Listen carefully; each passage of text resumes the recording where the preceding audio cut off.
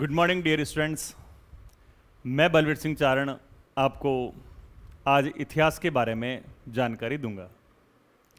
चलिए, आपके 12th board में जो सिलेबस है थोड़ा सा उसके बारे में चर्चा करके फिर हम हमारे इतिहास की यात्रा को प्रारंभ करें। हम इतिहास के बारे में पढ़ना शुरू करें। आपके 12th में सबसे पहला जो चैप्टर आपके रहेगा वो रहेगा हमारा गौरवशाली अतीत या वैभवपूर्ण अतीत। भारत का वैभवपूर्ण अतीत।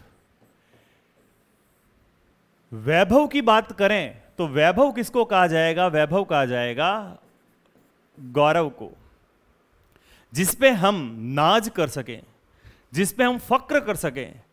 तो भारत का जो अतीत, अतीत यानी कि इतिहास। अब प्रश्न यह बनता है, इतिहास क्या है? तो कुछ लोगों का मानना है कि आज से पहले जो घटनाएं घट गई वो सारी की सारी इतिहास में रखी जाती है। ठीक है, रखी जाती है, लेकिन पूरी तरह से ये बात बच्चों सही नहीं है। क्यों सही नहीं है?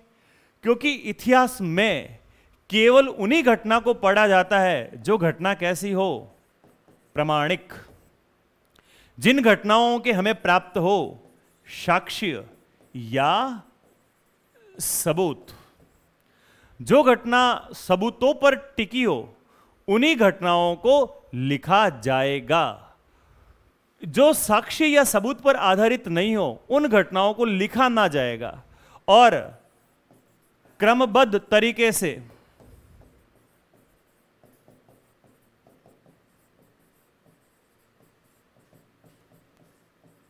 लिखी गई घटना का इतिहास में अध्ययन किया जाता है। लिखित जानकारी कैसी? लिखित जानकारी वो जानकारी जो प्रमाणित हो, जो सबूतों पर टिकी हो। प्रमाणित और सबूतों पर टिकी जानकारी जो लिखी गई है वो कहलाती है इतिहास। तो हमारे भारत के उन घटनाओं के बारे में बात करेंगे जिन पर हम गौरव कर सके, जिन पर हम वैभव कर सकें। और वो कौन सी घटना? इतिहास की ऐसी घटना। अभी मैं अगर आप लोगों से कहूं कि मेरे पूर्वज जो थे वो सोने की थाली में भोजन करते थे, उनके घर में 100 हाथी बंधे हुए थे, आप मानोगे क्या? आप में से कोई मानने को तैयार होने वाला नहीं है। अरे देखो कितनी लंबी लंबी फेंक रहा है, लपेटो तो इसकी बातों को लपेटा ही नहीं जा रहा है। ये विचार हमारे मन में आएंगे और आने भी चाहिए। क्यों? क्योंकि हमारे पास में उस चीज का कोई सबूत नहीं है और न ही वो घटना कहीं पर लिखी है। लेकिन मैं आपको अगर कोई एक सबूत दिखा दूं और उस सबूत पर इस बात को प्रूफ किया जा सके कि वास्तव में मेरे पूर्वज सोने की थालियों में भोजन करते थे, 100 हाथी घोड़े ऊंट उनके घरों के अंदर पले होते थे, तो वो घटना किस में आ जाएगी? इतिहास में। तो यहां हम इतिहास के बारे में पढ़ें तो हम उन घटना पर वैभव करें। मैं अपने पूर्वजों के बारे में बड़ा चढ़ाकर बात कहूं, आप मानने वाले नहीं हो। एक हमारे मारवाड़ी में कहावत होती है, आपरी मां ने डाकण कुण कहवे। अपनी मां को कोई डायन बोलेगा क्या? कोई बोलने वाला नहीं है। फ्रांस वाला फ्रांस के गुण गाएगा, ब्रिटेन वाला ब्रिटेन के गुण गाएगा, इटली वाला इटली के गुण गाएगा, जर्मनी वाला जर्मनी के, जापान वाला जापान वाले, चीन वाले चीन के। और हम भारत के हैं तो सीधी सी बात है, हम किसके गुण गाएंगे? हम भारत के गुण गाएंगे। लेकिन हम जो भारत के गुण गा रहे हैं वो झूठे गुण नहीं गाएंगे। हम गुण गाएंगे और लोगों को सबूत के साथ में प्रमाणित भी करेंगे कि हमारा जो इतिहास था वो कैसा इतिहास था? गौरवशाली इतिहास रहा था। आप लोगों ने प्राचीन काल में देखा होगा हमारे भारत को क्या कहा जाता था? हमारे भारत को विश्व गुरु कहा जाता था।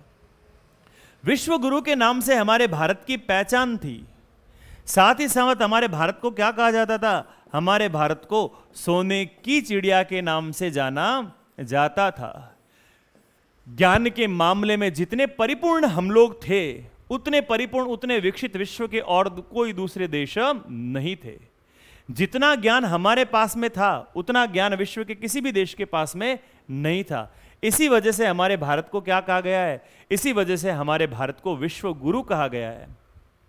आर्थिक समृद्धता की बात करें तो आर्थिक रूप से जितना समृद्ध हमारा भारत था उतना समृद्ध और कोई भी नहीं था।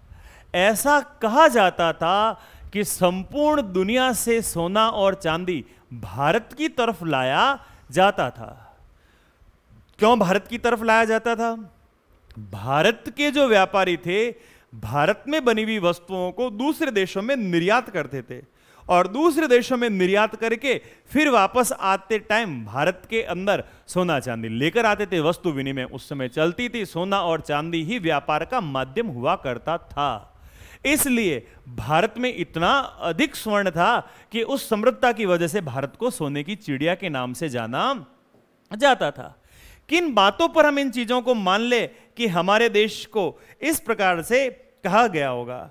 ध्यान रखना, हमारे पास में इतिहास के ऐसे कई सारे स्रोत हैं और इतिहास के जो स्रोत है उन इतिहास के स्रोतों के आधार पर हम कहेंगे कि हमारे देश का जो इतिहास था वो इतिहास कैसा था? गौरवशाली था। इतिहास को लिखने वाले कौन हैं? इतिहास को लिखने वाले हैं इतिहासकार।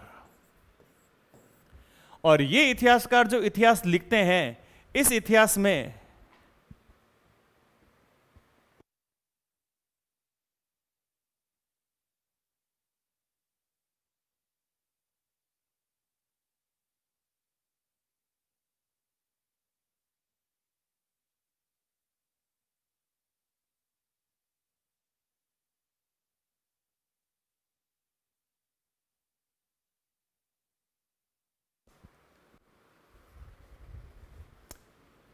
जो इतिहास के स्रोत थे, तो उन इतिहास के स्रोतों के आधार पर हम कहेंगे कि हमारे देश भारत का जो इतिहास था वो वैभवशाली या गौरवशाली इतिहास रहा था। अब भारत के इतिहास को या विश्व के किसी भी इतिहास को लिखने वाले कौन होंगे? लिखने वाले होंगे इतिहासकार। इतिहासकार ही इतिहास का सृजन या इतिहास का निर्माण करते हैं। और अभी मैंने आपको कहा था इतिहासकार बिना सबूत के किसी भी घटना को नहीं लिखते हैं। तो इतिहास लिखने वाले किसी भी घटना को लिखेंगे, लिखने के लिए उनको किस चीज की आवश्यकता होगी? सबूत की। सबूत के आधार पर ही वो इतिहास की घटनाओं को लिखेंगे।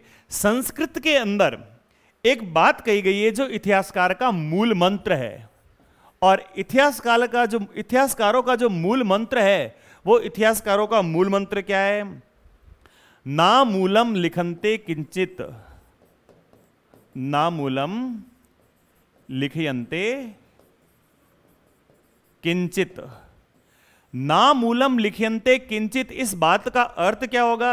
ना मूलम लिखन्ते किंचित, इस बात का अर्थ होगा बिना मूल या आधार के, बिना मूल या आधार के कुछ भी नहीं लिखा जाए।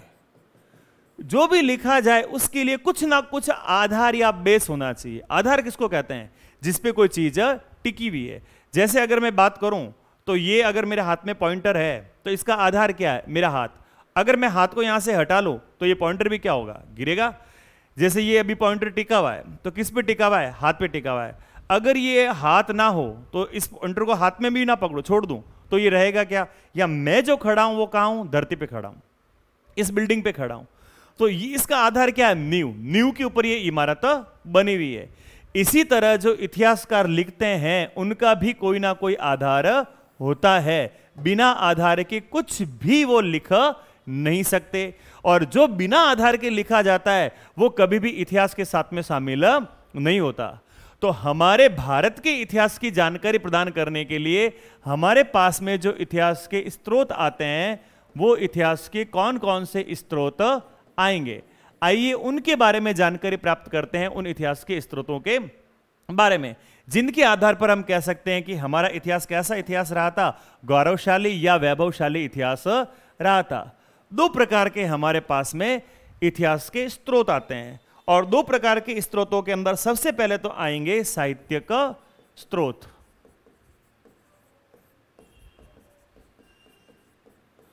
और साहित्यिक स्रोत के साथ साथ में हमारे पास में जो दूसरे इतिहास के स्रोत आते हैं वो आते हैं पुरालेखीय, या इसको हम कहें तो पुरातत्वीय स्रोत। साहित्यिक स्रोत क्या है? साहित्यिक स्रोतों को जानिए। तो साहित्यिक स्रोतों के अंदर वो स्रोत आएंगे जिनमें हमको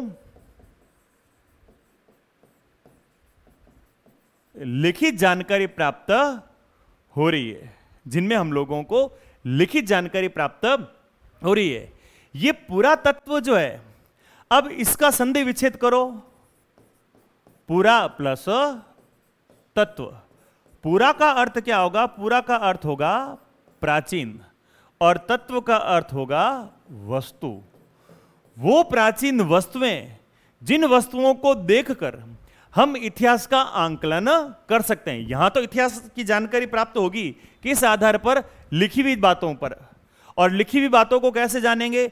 लिखी हुई बातों को जानेंगे पढ़कर।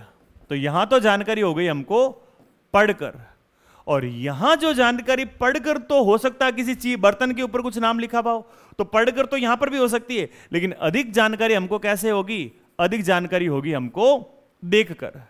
तो साहित्यिक स्रोतों के अंदर पढ़कर जानकारी प्राप्त होगी, और पुरातत्वीय सामग्रियों के अंदर हमको वस्तुओं को देखकर प्राप्त होगी। जैसे एक एग्जांपल ले लेते हैं। आप लोगों ने 11th क्लास में विश्व की प्राचीन सभ्यताएं पढ़ी थी, और विश्व की जो प्राचीन सभ्यताएं पढ़ी थी उसमें आप लोगों ने कई सारी प्रमुख सभ्यता पढ़ी थी। चाहे चीन की सभ्यता हो, मेसोपोटामिया की सभ्यता यानी इराक ईरान की दजला फरात की सभ्यता हो, मिस्र की सभ्यता हो, या भारत की सिंधु सरस्वती सभ्यता हो। अब सिंधु सरस्वती सभ्यता की हम बात करें तो सिंधु सरस्वती सभ्यता के अंदर आप लोगों ने देखा था, वहां हम लोगों को लिखित जानकारी तो मिली, लेकिन अभी तक उस लिपि को हम पढ़ नहीं पाए। उस लिपि को हम पढ़ नहीं पाए तो केवल और केवल उस सभ्यता के बारे में जो जानकारी प्राप्त होती है, वो जानकारी हमको वस्तुओं को देखकर अनुमान के आधार पर ही प्राप्त होती है। तो उसको हम थोड़ी पढ़ सकते हैं। लेकिन राम जी के समय क्या क्या हुआ था? राम जी के समय जो घटनाएं घटी थी, उन घटनाओं को जानकारी प्राप्त करने के लिए हम रामायण का जो ग्रंथ है, उस रामायण के ग्रंथ को उठाकर देख सकते हैं या पढ़ सकते हैं? पढ़ सकते हैं। तो रामायण जो है वो किस में आ जाएगा? साहित्यिक स्रोत में। और सिंधु सभ्यता के अंदर जो वस्तुएं मिल रही है वो किस में आएगी? पुरातत्व या पूरा लेखीय स्रोत के साथ में उसको रखा जाएगा। सबसे पहले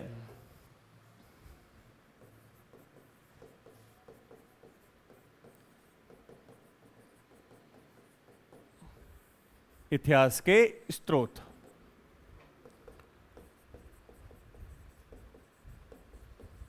साहित्यिक और पूरा लेखीय, या इसको हम कहें तो पुरातत्वीय। अब साहित्यिक स्रोत की बात करें तो इसमें सबसे पहले तो आ जाएंगे ब्राह्मण ग्रंथ, फिर आ जाएंगे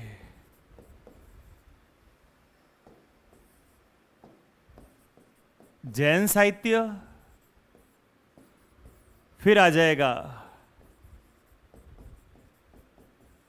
बौद्ध साहित्य। सबसे पहले ब्राह्मण ग्रंथों के बारे में बात की जाए तो ब्राह्मण ग्रंथों के अंदर कौन से आएंगे? ब्राह्मण ग्रंथों के अंदर आ जाएंगे हमारे 4 वेद। कौन कौन से 4 वेद? सबसे पहले ऋग्वेद, यजुर्वेद, सामवेद और अथर्ववेद। इन वेदों के बाद उपनिषद,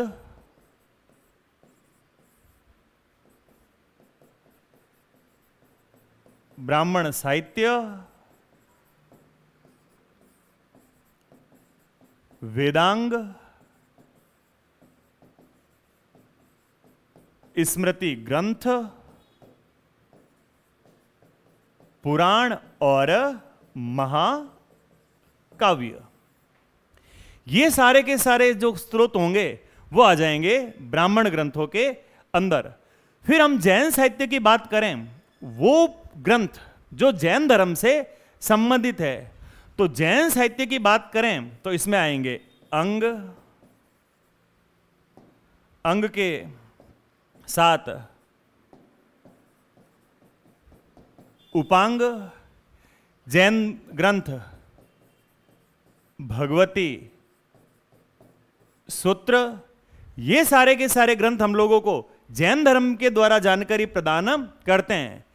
फिर बौद्ध साहित्य की बात करें तो बौद्ध साहित्य के अंदर आ जाएंगे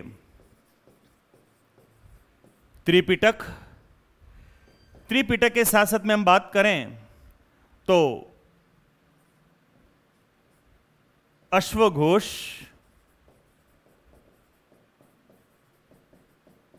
द्वारा रचित ग्रंथ जैन भिक्षु अश्वघोष और अश्वघोष द्वारा रचित ग्रंथ। साथ ही साथ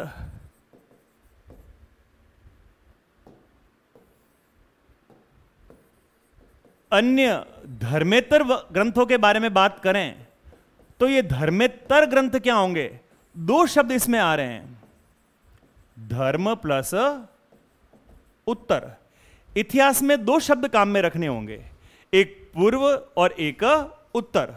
अब हम पूर्व की बात करें और उत्तर की बात करें तो पूर्व का अर्थ तो इतिहास में होगा पहले और उत्तर का अर्थ होगा बाद में। आगे जैसे जैसे इतिहास में हम बढ़ते जाएंगे तो हमारे यहां पर आपको शताब्दियों के अंदर दो काल मिलेंगे, एक शताब्दी का पूर्व, एक शताब्दी का पूर्व समय और एक शताब्दी का उत्तरार्ध समय, पूर्वार्ध और उत्तरार्ध। तो पूर्वार्ध तो क्या होगा 50 पहले के साल और उत्तरार्ध में होंगे 50 बाद के साल। तो अन्य धर्मेतर साहित्यों के बारे में बात करें तो इसमें आ जाएगा व्याकरण और इतिहास के जो अन्य दूसरे ग्रंथ होंगे वो अन्य दूसरे ग्रंथ, ये सारे के सारे अन्य धर्मेतर ग्रंथों के साथ में शामिल किए जाएंगे। अब धर्मेतर साहित्यों के अंदर इसमें व्याकरण हो गया, इतिहास हो गया, या कोई विदेशी यात्रियों के वृत्तांत हो गए।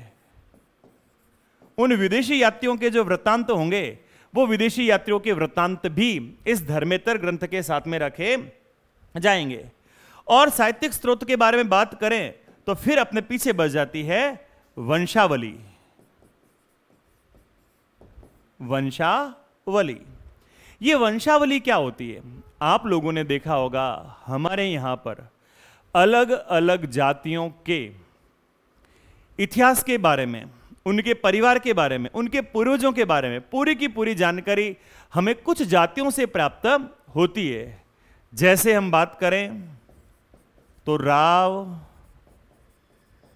चारण, भाट इत्यादि कुछ जातियां, जिन जातियों का काम अलग अलग जगह पर घर घर जाकर वंश लेखन का कार्य होता था, और उन वंश लेखन के कार्य के द्वारा हम उन वंशों के बारे में पूर्ण जानकारी प्राप्त कर सकते हैं। अगर आपको आपकी 100 पीढ़ी पहले के नाम के बारे में जानकारी प्राप्त करनी हो तो ये जो वंशावली लिखने वाले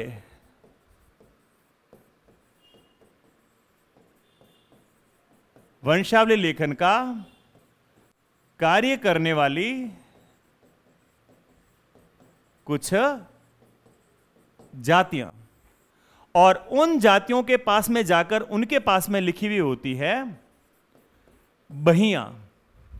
उन बहियों के माध्यम से हम संपूर्ण जानकारी प्राप्त कर सकते हैं। यहां एक बात को ध्यान से समझने की आवश्यकता है।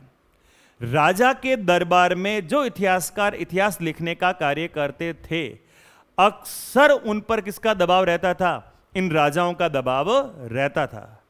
तो वो हमेशा राजाओं की बात को क्या करते थे? बड़ा चढ़ाकर लिखने का कार्य करते थे।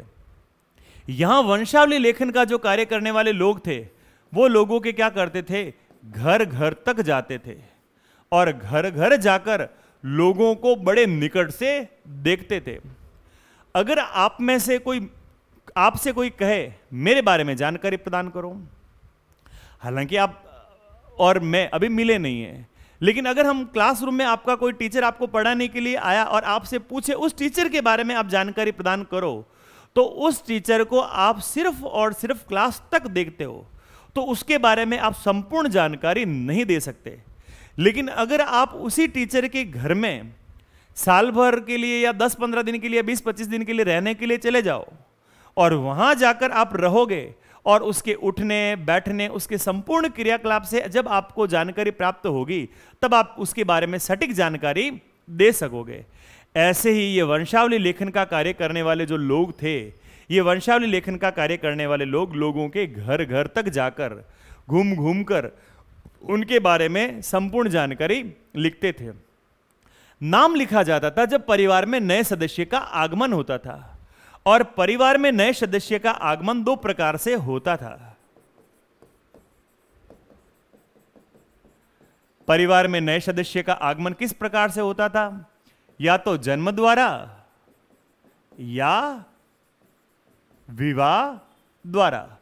तो बही लेखन का कार्य करने वाले लोग जब परिवार में बालक का जन्म होता था तब, या परिवार में किसी का विवाह होता था तब, वो वहां पर अपनी बहियां लेकर नाम लेखन का कार्य करने के लिए चले जाते थे। अब वहां वो चले जाते थे और वहां जाकर वो बही लेखन का कार्य करते थे, और उन बहियों से मिली हुई जानकारी में हमें तत्कालीन समाज की सामाजिक, आर्थिक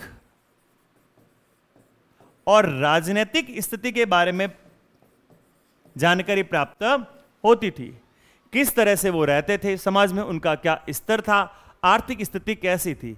उनको जो भी दान में दिया जाता था उसको भी उस बही के अंदर क्या करते थे? लिखते थे, लिखने का कार्य करते थे, उनका उल्लेख किया जाता था।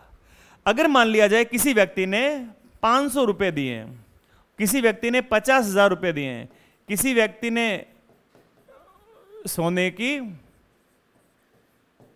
अंगूठी दी है, तो ये 3 व्यक्ति हमारे पास में आ चुके हैं। अब आपसे पूछा जाए इनमें सबसे अधिक समृद्ध आर्थिक रूप से कौन था, तो आर्थिक रूप से समृद्ध किसको माना जाएगा? जो क्या कर रहा है, यहां पर सोने की अंगूठी प्रदान कर रहा है, उसको हम सबसे समृद्ध यहां पर मान लेंगे। सबसे आर्थिक रूप से कमजोर स्थिति किसकी नजर आ रही है? जो यहां पर 50 रुपए देने का कार्य कर रहा है। तो इन बहियों के माध्यम से उस समय की सामाजिक स्थिति, जो जितना आर्थिक रूप से सक्षम होगा समाज में उसका उतना ही ऊंचा स्तर माना जाता था। तो सामाजिक आर्थिक स्थिति और उस समय की क्या राजनीतिक व्यवस्था थी, उस राजनीतिक व्यवस्था के बारे में भी इन बहियों से हमको जानकारी प्राप्त हो जाती है। अब इसके बाद फिर आ जाते हैं हमारे पुरालेखीय स्रोत। अब ये जो पुरालेखीय स्रोत हैं, उस पुरातात्विक स्रोतों के अंदर कौन से आएंगे? पुरातात्विक स्रोत। अब पुरातात्विक स्रोतों के बारे में बात की जाए तो सबसे पहले तो आपके आएंगे अभिलेख।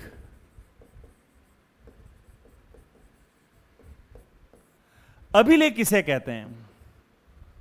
अभिलेख किसे कहते हैं? अभिलेख की परिभाषा समझो। कठोर सतह पर खोदकर लिखे गए। अभिलेख किसे कहेंगे? वो बातें जो कठोर सतह पर खोदकर लिखी गई। इस कठोर सतह को याद रखना, एक तो ये कठोर सतह और साथ साथ में याद रखना होगा खोदकर लिखना।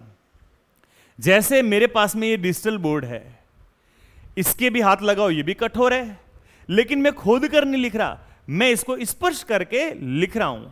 अगर ये दीवार होती और दीवार के ऊपर मैं चौक चला देता तो क्या वो अभिलेख होता? नहीं, वो अभिलेख नहीं होता। अगर मैं दीवार के ऊपर खोद कर लिख दूं तो वो क्या होगा? तो वो अभिलेख बन जाएगा। तो कठोर सतह, अब कठोर सतह के अंदर पत्थर भी हो सकती है और धातु भी हो सकता है। या तो मैं पत्थर पर खोदकर लिखूं या मैं धातु पर खोदकर लिखूं।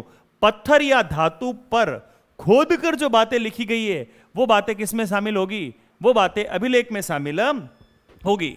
अब ये अभिलेख कितने प्रकार के होते हैं? आइए इन अभिलेखों के प्रकार को जानते हैं। अभिलेखों में सबसे पहले आता है शिलालेख।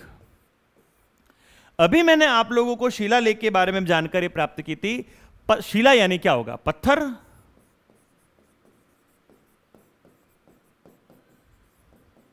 पत्थर पर लिखे गए ऐसे लेख जो किस पर लिखे गए हैं? ऐसे लेख जो पत्थर पर लिखे गए हैं वो क्या कहलाएंगे? पत्थर पर लिखे गए शिलालेख कहलाएंगे। फिर दूसरे नंबर पे हम बात करें तो स्तंभ लेख। देखो स्तंभ भी पत्थर से बना है, लेकिन एक तो पत्थर का कोई सामान्य टुकड़ा था और हमने उस टुकड़े के ऊपर, पत्थर के टुकड़े के ऊपर लिखा कर रख दिया। जैसे आपके घर की नेम प्लेट, घरों के ऊपर नाम लिखा हुआ होता है, कृष्ण भवन, राम भवन, श्याम भवन, या सन 1995 में बना हुआ, 2020 में बना हुआ, 2018 में बना हुआ। तो ये जो बातें लिखी हुई है वो क्या है? वो है शिलालेख। ये आप लोगों ने जगह जगह स्कूल के कमरों के आगे, प्याऊ के ऊपर बड़े बड़े शिलालेख लगे, या कोई नेताजी ने किसी सड़क का नामकरण किया है तो वहां शिलालेख लगा होता है, पत्थर के ऊपर खोदकर लिखी हुई होती है, तो वो तो कहलाएंगे यहां पर शिलालेख। स्तंभ लेख इसको कहेंगे। स्तंभ लेख कहेंगे कोई स्तंभ का निर्माण करके, कोई स्तंभ का निर्माण करके उस स्तंभ के ऊपर कुछ बातें लिखवाई हो, और फिर इसके ऊपर अगर कोई लिखी हुई बातें होगी तो वो किसके साथ में शामिल होगी? वो स्तंभ लेख के ऊपर शामिल होगी। स्तंभ लेख के बाद फिर हम बात करें तीसरे नंबर पे, तो तीसरे नंबर पे आएंगे गुहा लेख। ये गुहा लेख किसे कहा जाएगा? गुहा का अर्थ क्या होता है? गुहा का अर्थ होता है गुफा। इन गुफाओं की दीवारों पर और गुफाओं की छतों पर, गुफा की दीवारों व छतों पर जो लेख लिखे गए हैं उन लेख को क्या कहा जाएगा? उनको कहा जाएगा गुहा लेख या गुफा लेख। फिर तीसरे नंबर पे आ जाएंगे इसके अंदर मूर्ति, चौथे नंबर पे, चौथे नंबर में आ जाएंगे मूर्ति लेख। कोई ऐसी मूर्ति, उस मूर्ति के नीचे, मूर्ति के नीचे या मूर्ति के ऊपर अगर कोई बातें लिखी हुई है तो वो क्या होगा? वो मूर्ति लेख के साथ में शामिल होगा।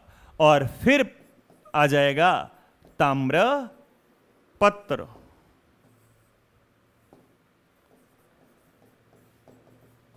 ये ताम्रपत्र क्या होगा? इस ताम्रपत्र की बात करें तो इस ताम्रपत्र के अंदर आ जाएगा, देखो अगर तांबे की धातु पर खोदकर लिखा है तो ताम्रपत्र, सोने की धातु पर खोदकर लिखा है तो स्वर्ण पत्र, चांदी की धातु पर खोदकर लिखा है तो इसमें आ जाएगा रजत पत्र। तो जो जैसी धातु पर लिखा हुआ होगा उसको उसी के अनुसार नाम दिया जाएगा। तो ये हो गया ताम्रपत्र, तांबे पर।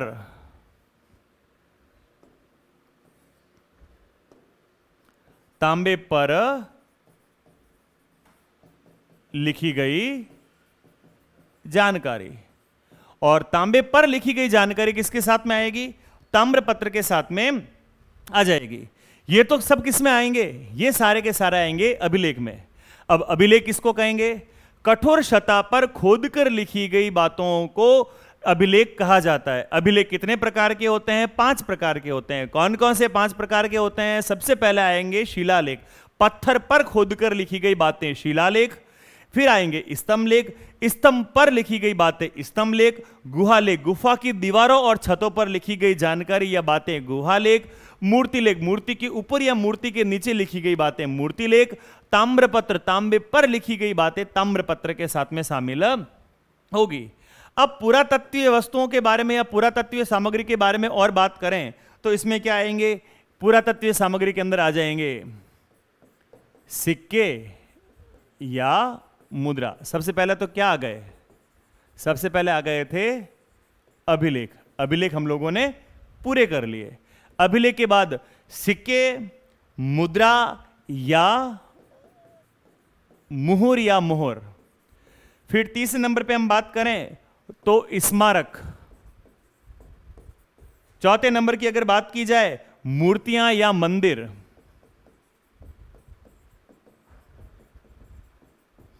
और फिर पांचवें नंबर पे आ जाएंगे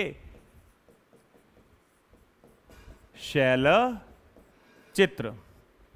आइए इनको समझ लेते हैं। ये तो हमारा अभिलेख तो हो चुका है। अभिलेख के बाद फिर सिक्के, मुद्रा या मोहर के बारे में बात करें तो सिक्कों से, मुद्राओं से और मोहरों से भी हमको जानकारी प्राप्त होती है।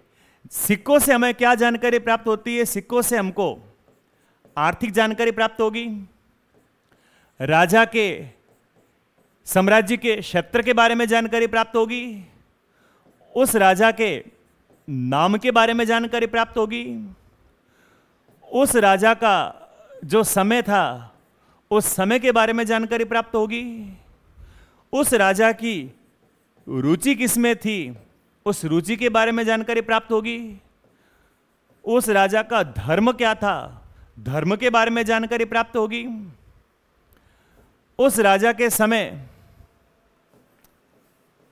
कला कैसी थी, उस राजा की कला के बारे में भी हमको जानकारी प्राप्त होगी। कैसे? आइए इस बात को हम देखते हैं।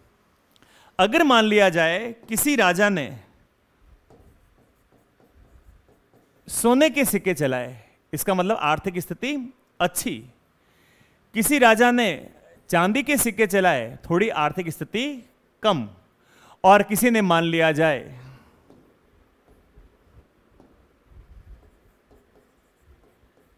तांबे के सिक्के चलाए, तो उसका मतलब उसकी आर्थिक स्थिति क्या है? सबसे कमजोर रही। जिन जिन क्षेत्र में जैसे राजा ने कोई सिक्के चलाए और वो आसपास वाले जहां जहां प्राप्त होंगे, इसका मतलब वो सारा का सारा क्षेत्र क्या था? उसी राजा का था। एक एग्जाम्पल मान लिया जाए, आज हमारे यहाँ के जो करेंसी है, हमारी यहाँ की जो मुद्रा है, वो भारत में आप कहीं पर भी चले जाओ, उसी मुद्रा में लेन देन होगा, तो ये सारा का सारा जो क्षेत्र होगा वो किसका भाग होगा? वो भारत का ही भाग होगा। तो ये भारत क्षेत्र का, या मान लिया जाए हमें ऐसे ही सिक्के अमेरिका, ऐसे ही नोट अमेरिका में देखने को मिल गए, तो इसका मतलब अमेरिका और भारत के बीच में क्या हो रहा है? व्यापार हो रहा है, उसका आपस में एक दूसरे के साथ में संबंध बना हुआ है। तो कौन से क्षेत्र के साथ में संबंध जुड़ा हुआ है और कौन कौन सा राज्य उसका है? जहां ज्यादा सिक्के मिलेंगे, यहां ज्यादा नोट भारतीय देखने को मिल रहे हैं, वहां 1, 2, 50, 20 नोट देखने को मिलेंगे। तो यहां जहां अधिक मात्रा में सिक्के प्राप्त हो रहे हैं, इसका मतलब वो क्षेत्र उसी राजा का रहा होगा। सिक्के के ऊपर राजा का नाम खुदा हुआ होता था, उस राजा का समय लिखा होता था। समुद्रगुप्त के द्वारा जो सिक्का बनाया गया था, उस सिक्के के ऊपर उसको वीणा बजाते हुए दिखाया गया है। इसका मतलब राजा को किसमें रुचि थी? उस राजा को संगीत में रुचि थी। किसी के ऊपर नाचते, किसी को कुछ, किसी को शिकार करते हुए, किसी को कुछ। तो ये सारे के सारे राजा की रुचि को भी दर्शाई जा रही है। ऐसे ही कुमारगुप्त के द्वारा कार्तिक और मोर की फोटो दिखाई गई थी, तो इसका मतलब राजा को किसमें रुचि है? शिव धर्म में, शिव धर्म को मानने वाला है। अभी हम लोगों ने बात की थी कि हम लोगों को यहां पर समुद्रगुप्त द्वारा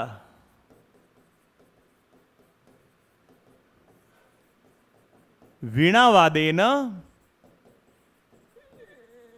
सिक्के प्राप्त हुए, यानी समुद्रगुप्त क्या कर रहा है? वीणा बजा रहा है। तो कौन सी कला में रुचि है? संगीत कला में रुचि है। यह जानकारी हमको किससे प्राप्त हो रही है? यह जानकारी प्राप्त हो रही है सिक्कों से या मुद्राओं से, या उस राजा की जो स्टाम्प यानी मोहर होगी, वो मोहर भी हमको जानकारी प्राप्त करेगी। किसी राजा के पीछे जो स्मारक बना है, आप लोगों ने देखा होगा कई सारे जगहों पर हम बड़ी बड़ी छतरियां बनी हुई देखते हैं। किसकी होती है वो छतरियां? कोई बड़े राजा की होती है। तो जिसके पीछे जितना बड़ा स्मारक का मतलब क्या होगा? उसकी याद में बनाई गई चीज। तो किसी राजा के पीछे, जैसे मुमताज महल को हम याद करते हैं, क्योंकि उसके पीछे ताजमहल बन गया। तो अपने भी परिवार में कई जनों की मुमताज गई होगी, कितने ताजमहल बने? नहीं, क्योंकि एक मकान बन जाए वही बड़ी बात है, ताजमहल बना है कहां से? तो आपके मेरे कोई पूर्वज गए होंगे, उनके पीछे कितनी बड़ी बड़ी छतरियां बनी हुई है। छतरी बनी हुई नहीं बनी हुई है, लेकिन राजा लोग मरते हैं, उनके पीछे पीछे बड़ी बड़ी छतरियां बन जाती है। तो जिसके पीछे जितनी बड़ी स्मारक बनेगा, इसका मतलब उसका वैभव उतना ही भव्य रहा होगा। मूर्तियां और मंदिर, उन मूर्तियों की और मंदिरों की कारीगरी को देखकर उस समय की कला के बारे में जानकारी प्राप्त होती है। उस समय की शैली के बारे में जानकारी प्राप्त होती है, उस समय क्या कारीगरी रही होगी यह जानकारी, उस समय की वैभवता के बारे में जानकारी प्राप्त होती है। और फिर आता है शैल चित्र, यानी पत्थर पर बने चित्र। और ये पत्थर पर बने चित्र भी हमें उस समय की जानकारी प्रदान, जैसे हम बात करेंगे अजंता और एलोरा की गुफा के अंदर बौद्ध धर्म से जुड़े हुए चित्र बने हुए हैं, क्या उन लोगों के विचार रहे होंगे, वो अपने चित्रों के माध्यम से व्यक्त करते थे। तो इस प्रकार से इतिहास की जानकारी प्रदान करने वाले दो प्रकार के हमारे पास में स्रोत आते हैं, साहित्यिक स्रोत और पुरातात्विक स्रोत। साहित्यिक स्रोतों के अंदर हम लोगों ने बात की थी ब्राह्मण साहित्य, जैन साहित्य, बौद्ध साहित्य और धर्मेतर साहित्य। तो अब ये तो हो गया इतिहास की जानकारी को प्रदान करने या प्राप्त करवाने वाले या हम लोगों को इतिहास से परिचित कराने वाले प्रमुख स्रोत। बाकी वाले अगली क्लास में।